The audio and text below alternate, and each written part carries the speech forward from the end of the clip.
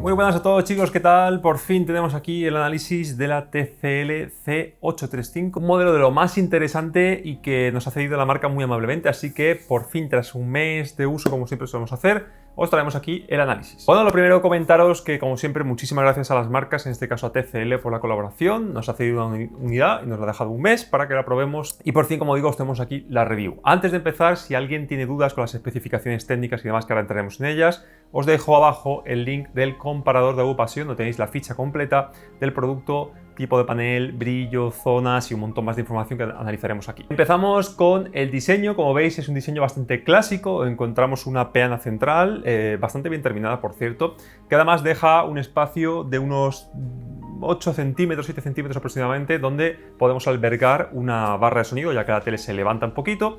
Y por la parte trasera, como podéis ver, encontramos varias sorpresas. La primera y más importante, tenemos un sonido firmado por Onkyo de muy buena calidad. La verdad es que sobre todo las voces suenan súper bien. Como veis, tiene el woofer al desnudo en la parte trasera. Y luego tenemos también un sistema pasacables bastante intuitivo, bastante funcional. Hablando de cables, tenemos las conexiones en el lateral, donde encontramos puerto USB, dos puertos HDMI 2.0, dos puertos HDMI 2.1 completos, lo veremos en profundidad esto, el puerto óptico, Ethernet y demás tomas de antena. Los puertos HDMI, como digo, los completos soportan sin problema 40 gigabits o 48 gigabits por segundo, con lo cual tenemos especificación completa 4K 120 Hz con soporte completo para VRR, G-Sync y FreeSync, aunque no sea oficialmente. Así que no tenéis ningún problema si sois jugadores. El panel es bastante grueso, dado que es un sistema de tecnología Full Array Local Dimming. Quien no sepa lo que es, pues puede consultar otros vídeos o artículos. En el propio comparador de agrupación se ha explicado, pero básicamente y resumidamente pues tenemos un sistema de LEDs que están en la parte trasera del panel, que se encienden y se apagan a voluntad. Lógicamente no hay un LED por cada píxel, porque habría 8.300.000 y eso sería un televisor OLED, sino que tenemos un LED para cientos o decenas de miles de píxeles, lo que se conoce como zona. ¿Cuántas zonas tiene esta TCL? Pues hemos contado 240 zonas en este modelo de 55 pulgadas, es bastante alto, es un televisor que luego veremos las conclusiones, lo bien hecho que está en todo, y es más que suficiente para una experiencia buenísima, pero eso hace que el sistema del panel sea más gordo. Luego entraremos en el tema del local dimming y cómo funciona. Para acabar, encontramos también dos mandos a distancia, como veis, los dos son bastante smart. Tienen botones de acceso directo a todas las aplicaciones principales y demás. Uno de ellos está más enfocado, que es el de la izquierda, a usarlo día a día, que es el que tiene todos los botones de acceso directo y es más reducido. Y otro es un poquito más para gente que le guste más un sistema clásico con botones, numéricos y demás. Pero bueno, un detalle por parte de TCL. Antes de empezar, como este es un televisor LED, a hablar de NEAR Black, brillo, colorimetría, etcétera, etcétera, vamos a retomar el tema que os comentaba antes del local dimming. Tenemos aquí puesto, por ejemplo, un patrón muy jodido, muy complicado para un local dimming, que básicamente es un cuadradito blanco que va moviéndose por toda la pantalla para detectar cuando se enciende y se apaga una zona y poder contar así el número de ellas. La verdad es que lo hace muy bien, pero que muy bien. Tiene el blooming súper controlado, lo vamos a ver en muy poquitas escenas. Y como digo, 240 zonas este modelo, 288 el de 65 pulgadas y, si no recuerdo mal, 320 la de 75. Son números bastante altos para un televisor de este tipo de tecnología. Recordad, por supuesto, que cuenta con panel VA y además también tiene QLED y mini LED. Tiene las dos cosas. Ahora entraremos en ello cuando hablemos del color y por qué y en qué influye esto. Pero de momento nos vamos a quedar con los mini LED. Los mini LED son, como explicaba en el sistema Full Array, una serie de LEDs que se colocan en este caso en la parte trasera, pero son más pequeños que los LED normales, con lo cual la difusión de la luz, en lugar de, imaginaos un cono de luz así, es más pequeño, con lo cual tenemos menos blooming y por lo tanto veremos un mayor contraste. Así que mini punto para TCL por un televisor tan apretado de precio y de gama alta que incluya mini LED. Eso se traslada en contenido real, porque una cosa son los patrones, otra cosa es contenido real. Como veis, en expediente Warren, en HDR, pero es que es bastante difícil. Escena súper complicada para un Full Array y aquí sí que ya el sistema ya no puede más y, como podéis ver, incluso contamina las bandas negras. No os preocupéis porque no es una muestra significativa de cómo se va a ver la tele, sino que es una muestra de cómo se ve escenas ultra complicadas en HDR, que además sube el brillo, en un televisor Full Array, ¿vale? Por lo menos en este. En general, en lo demás, el Full Array se comporta espectacularmente bien, pero que sepáis que en escenas en penumbra, si tenéis las luces apagadas, pues vais a ver blooming. Siguiendo con este primer apartado de introducción, ahora estamos entre el primero y el segundo, nos quedaría por comentar dos cosillas muy rápidas. La primera, uniformidad. Bueno, he aprovechado para meter también el ABL, como veis es una especie de cuadrado blanco que se va haciendo cada vez más grande, y como veis en las LED, al contrario que pasa en las OLED, no hay casi nada de ABL, es decir, un elemento brillante pequeño va a brillar casi igual que un elemento a pantalla completa, ¿vale? Hay muy poquita diferencia, luego veremos cuánta en el apartado del HDR. Y me ha servido para ver que tampoco tiene ningún tipo de tinte. En cuanto a uniformidad, sí que la cámara capta con una especie de mancha gris en el centro, lo podéis ver vosotros mismos. Yo en directo no lo veo, o si lo veo tengo que forzar muchísimo la vista, fijarme ahí y veo con una especie de sombra, pero súper difuminada. Así que es algo que la cámara capta, pero el ojo humano no. Así que bueno, pues no tengáis ningún tipo de preocupación porque de uniformidad viene súper bien. Y para acabar este apartado, pues tenemos que hablar del sistema operativo. En este caso, TCL ha optado por Google TV. Para mí, desde el año pasado ya es el sistema operativo que más me gusta para televisores, lo tiene todo. Funciona, como veis, como un tiro. Podemos personalizarlo casi por completo. Podemos quitar las recomendaciones si queremos y dejar solamente una fila de aplicaciones y ya está, para que no utilice contenido de streaming. No es nada intrusivo, no tenemos nada de anuncios ni recomendaciones de servicio que no tenemos instalados. No hay avisos todo el tiempo de hace esto o lo otro, de publicidad por ningún lado. Funciona perfectamente bien. Y además, TCL también ha incorporado algunos accesos directos, por ejemplo, sacar una especie de cajón de aplicaciones flotante, como también hace Sony. Tenemos también el panel de ajustes, donde podemos personalizar cualquier cosa del sistema operativo. Y en cuanto a hardware, como veis, monta un MediaTek MT5589, al igual que la competencia de gama alta. En este caso tiene 3 GB de memoria RAM y tiene 32 de memoria interna. Aquí sí que chapó por TCL porque el resto de marcas están recortando la memoria, digamos, disponible para el dispositivo y aquí tenemos 32. Disponibles para el usuario se quedan unos 21 o 22, más que suficiente para instalar cualquier cosa. Así que sistema operativo punto de 10 para la marca china. Si entramos en aspectos de imagen, que seguramente es lo que la mayoría de vosotros estáis esperando, voy a utilizar Juego de Tronos, que es habitual en este canal, para enseñaros el tema del escalado. Aquí le voy a dar una de cal y una de arena a TCL porque es un escalado que me recuerda mucho a Philips, muchísimo, pero un poco pasado de vuelta, de rosca aún más. Es decir, es un escalado ultra brutalmente nítido. Entonces llega a momentos que te cansa la vista porque parece todo como un poco, como los ingleses llaman, cartoonish, un poco como acartonado, ¿vale? Es todo tan artificial que no te lo crees, se pierde la textura cinéfila. Y eso que tengo todos los ajustes de imagen, como visteis en el vídeo de settings, desactivados, con lo cual no es nada que yo tenga puesto ningún filtro, simplemente TCL escala de forma demasiado agresiva. A mí no me acaba de gustar, habrá gente que esa imagen ultra nítida sí que le guste, y ciertamente le puede quedar bien para algún tipo de contenido, yo que sé, partidos de fútbol, animación, ¿vale? Películas de dibujos animados, todo eso le puede quedar bien porque realza un poquito todo el detalle, pero para contenido cinéfilo, con sobre todo las caras, paisajes donde hay árboles, montañas, acentúa demasiado todo la nitidez de forma artificial y eso que la tengo, como digo, en 0, con lo cual no me acaba de convencer el escalado que hace TCL. Siguiendo con la electrónica, lo que sí me ha gustado muchísimo, pero que muchísimo y no me lo esperaba, era el movimiento. El movimiento, como os puse en el vídeo de settings, lo tengo en 2, si no recuerdo mal, 1 o 2, sobre 10, y la verdad es que funciona súper bien. No creo que llegue al nivel de las marcas japonesas, a LG de este año y tal, pero se queda muy cerquita y la verdad es que no tiene nada que ver con el movimiento de una marca como TCL de hace años. Funciona perfectamente, no tiene nada de efecto telenovela si lo configuramos bien, tampoco tiene artefactos de que la imagen se rompe o aparezcan cuadraditos transparentes por las zonas del pelo y demás, y si lo tiene es ultra mínimo. Yo lo pondría, para que os hagáis una idea, a un interpolador de movimiento, por ejemplo, de LG de 2019, ¿vale? O sea que está ya, le faltan 2 pasitos o un pasito para llegar al mismo nivel que las marcas japonesas. Como digo, seguimos en el apartado de electrónica. Tenemos también un filtro dedicado a gradación suave o Smooth Gradation en inglés, que incorporó, es una tecnología que incorporó Sony ya hace 4 o 5 años y que luego copió o incorporó LG también en sus modelos y que cada vez se ha hecho más popular. Esa tecnología consta en que hay un coprocesador interno de la placa que se dedica solamente a analizar la profundidad de bits que hay entre 2 colores que sean contiguos, ¿vale?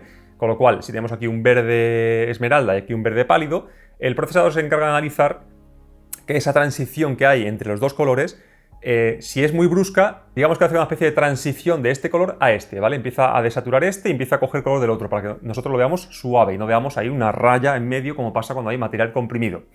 En Sony y en LG funciona perfectamente bien, en esta marca lo he tenido que quitar porque incluso en bajo es súper agresivo. En bajo lo pones y lo que hace es que te quita todo el detalle fino de las caras, arrugas, nitidez de las rocas, te lo elimina directamente. Se ve demasiado suave, ¿vale? Incluso en bajo, no me quiero imaginar en medio ni alto, ni siquiera lo he podido probar. Con lo cual, aquí, punto positivo porque tiene el filtro y punto muy negativo porque no funciona correctamente.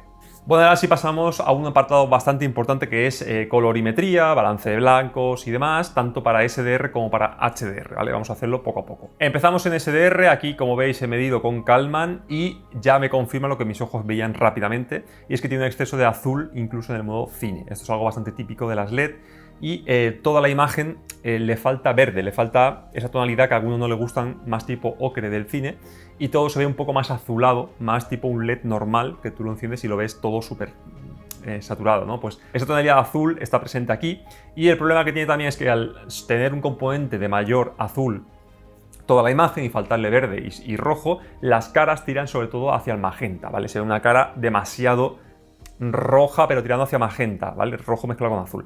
Así que no es una tele que venga especialmente bien para aquellos que seáis cinéfilos, pero bueno, se puede calibrar porque tiene control de 20 puntos y de 2 puntos de balance de blancos, y también tiene el control del color para los 6 colores, los 3 primarios y los 3 secundarios, así que se podría quedar en principio bastante bien. De serie, como digo, no viene especialmente bien, y esto, por ejemplo, en contenido como Alicia, se puede ver que esa tonalidad, esta escena es muy buena para ello, cuando baja las escaleras, es una imagen bastante azulada porque el cielo es azul, pero también tiene bastante componente de verde, y en esta tele, como podéis ver, se ve demasiado azul, entonces claramente enseguida se nota. Y luego también tenéis en los gemelos, cuando están hablando con el conejo, también se nota ese exceso de azul en la cara, que como digo hace que tire hacia el magenta las caras en lugar de hacia el verde, que es la tonalidad sepia del color de una persona.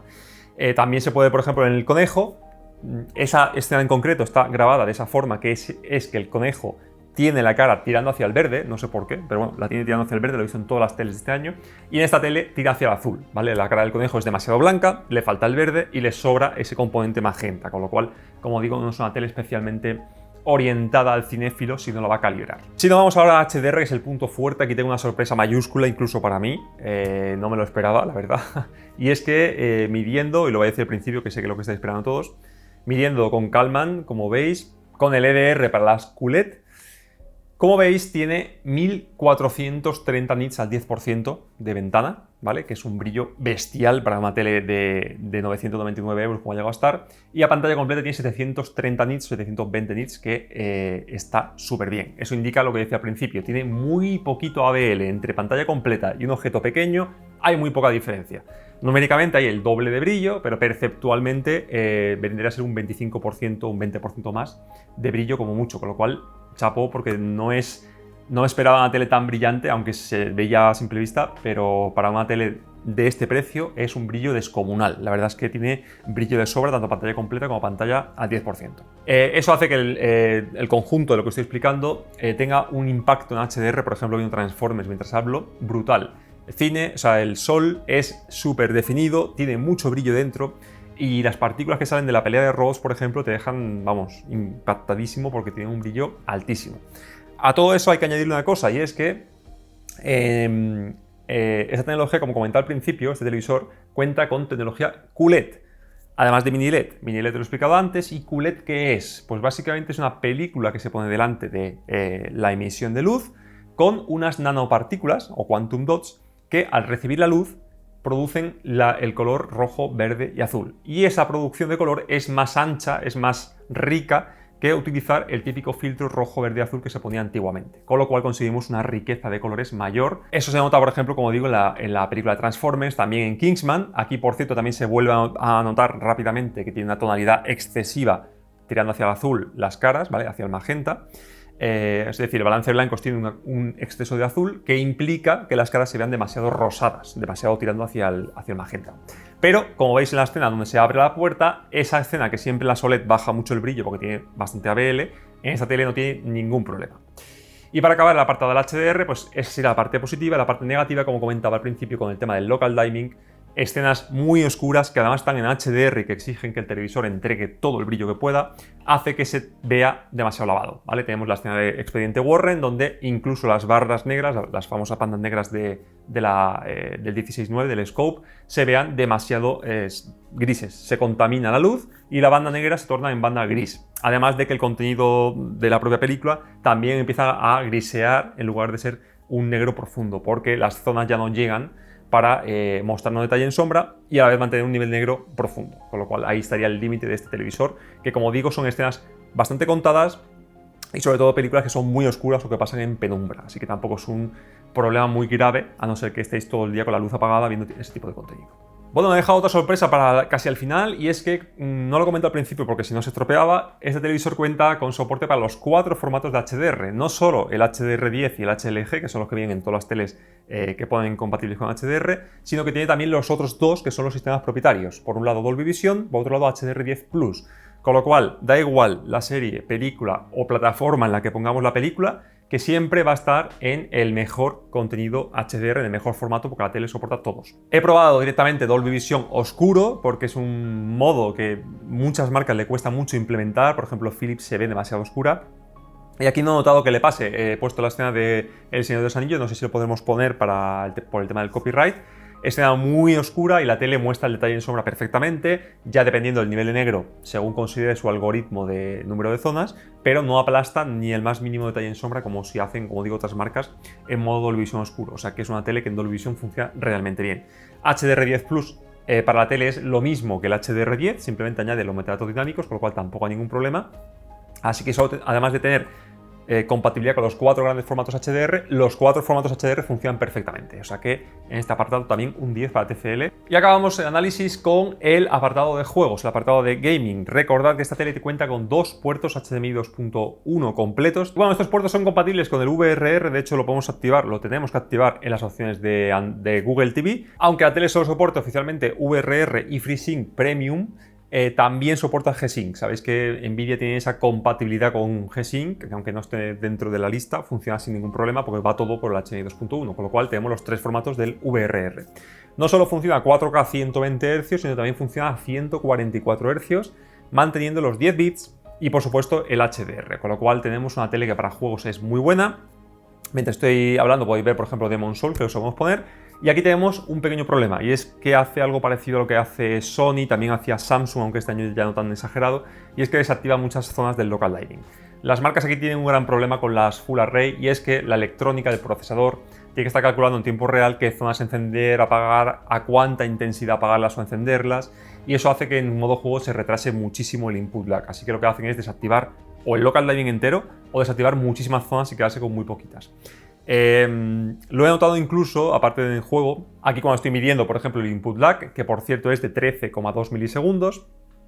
Al activar el modo juego, automáticamente todo el nivel negro sube y todo se vuelve más grisáceo, es decir, desactiva muchísimas zonas de atenuación. Esto ya no tiene ningún tipo de solución, pero bueno, tiene un input lag de 13 milisegundos, que por cierto baja hasta los 7,8 en 120 Hz, compatibilidad con todos los formatos de VRR y puerto 2.1, o sea que no se lo puede pedir más por su precio. Y bueno, chicos, con eso llegamos al final del análisis. Es un televisor que yo recomiendo sin ningún problema, sobre todo por el precio. La verdad es que me ha gustado mucho y que encuentro que está en un precio muy dulce y que cuenta con todo lo que nosotros le hemos pedido en Agrupación para un buen televisor. Si la encontráis a ese precio, porque si está a precio normal la encuentro un pelín cara, pero a 999 euros me parece una tele muy buena.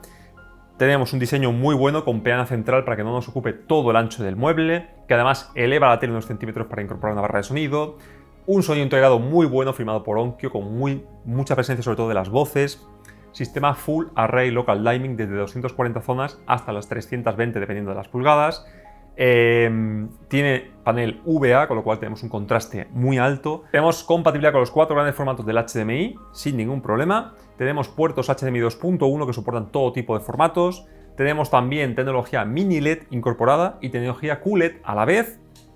Tenemos compatibilidad con 144 Hz y en HDR tiene 1420 nits al 10%, que es una barbaridad en los modos más correctos de serie. Si me pongo a medir el modo vívido me da esto 2000 nits. Casi no tiene ABL, no tiene tintes, tiene una uniformidad perfecta o prácticamente perfecta. Un sistema operativo que funciona de maravilla, que incluso supera, por ejemplo, a Sony al incorporar 32 GB de memoria interna.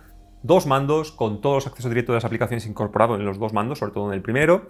La verdad es que tiene muy poquitos fallos. Yo personalmente le pondría fallo que de serie viene con una colorimetría bastante mediocre. Y sobre todo el tema del escalado es para mí el punto más flojo de la tele de todos los que he analizado. No me gusta ese sobreprocesamiento tan exagerado que tiene. Muy nítido y muy artificial y no se puede desactivar de ninguna forma. Como mini punto negativo, porque esto lo tienen todas las Full Array en mayor o menor medida, es que en escenas en penumbra, en HDR, con muchísimo detalle en sombra, le cuesta bastante y empieza a lavar la imagen, incluso se contaminan las bandas de arriba. Pero a la vez es un punto positivo en el resto de escenas porque la verdad es que el blooming lo tiene muy controlado, pero que muy controlado, y sobre todo por 999 euros si la encontráis. Es un super precio y un televisor que me parece muy bueno. La verdad es que es un televisor que no ha dejado de sorprender en ningún momento, desde la calidad de construcción hasta el primer encendido, hasta la imagen, sonido. Muy bien, muy buen trabajado. Me parece que es el camino correcto y que si TCL sigue por ese camino y empieza a traernos este tipo de gamas a Europa, pueden convertirse en la marca de referencia, en una de las marcas de referencia del mercado, así que chapó. Como digo, muchísimas gracias a TCL por la cesión, la verdad es que es un privilegio poder analizar este tipo de material. Nos hemos quedado con la espinita de analizar la 935, que esa ya es el sumum de las teles de TCL, pero otro año será. Así que nada, desde Agopasión, chicos, si os gusta, manita arriba, dale click a la campanita para no perder los próximos vídeos, dale click a suscribiros, que nos faltan 2000 usuarios para los 60.000, y como siempre nos vemos en el próximo vídeo. Un saludo a todos y muchísimas gracias.